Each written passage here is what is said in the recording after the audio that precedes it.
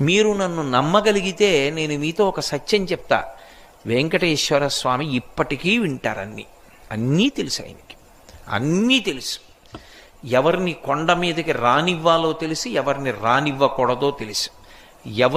ఎవరు తనకి పరమభక్తుడో తెలుసు, ఎవరు భక్తుడు కాడో తెలుసు.